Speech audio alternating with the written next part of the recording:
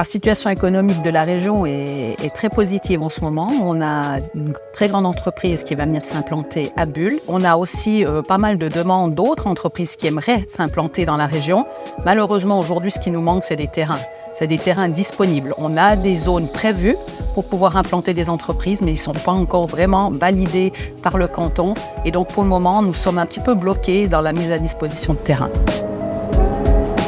Oui, l'économie, c'est un petit peu, en quelque sorte, c'est un petit peu le centre de plein d'autres préoccupations.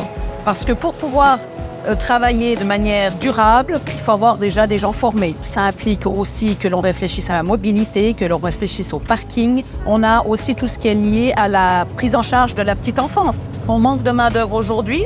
On aimerait que les mamans et les papas puissent aller travailler. Donc on doit pouvoir aujourd'hui aussi mettre à disposition des structures d'accueil. On en manque quand même, on le sait, en Suisse romande et aussi dans le canton. Je vais rendre visite maintenant à Jean-Pierre Douta, qui est le patron d'une menuiserie dans la zone industrielle d'Epagny, pour discuter avec lui des préoccupations qu'il vit aujourd'hui dans la situation de 2023.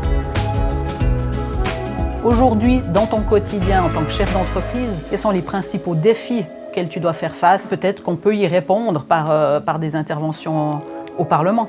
Les principaux défis d'aujourd'hui de la configuration des dossiers restent pour grande partie l'aménagement du territoire qui, dans beaucoup de domaines, complexifie les choses, ralentit les procédures, le niveau des prix des matières premières. Tout ceci augmente le coût de production. Tu as aussi des difficultés à recruter, à trouver des personnes bien formées. Jusqu'à l'année passée, on n'a jamais eu de problème à recruter des apprentis parce qu'on est une entreprise formatrice. On fait tellement de choses différentes et spéciales qu'on a besoin de compétences. Maintenant, on est quand même soumis à la loi sur les marchés publics. C'est positif, mais ça peut aussi avoir des côtés négatifs dans ce cadre de concurrence presque internationale qu'on vit aussi dans notre région.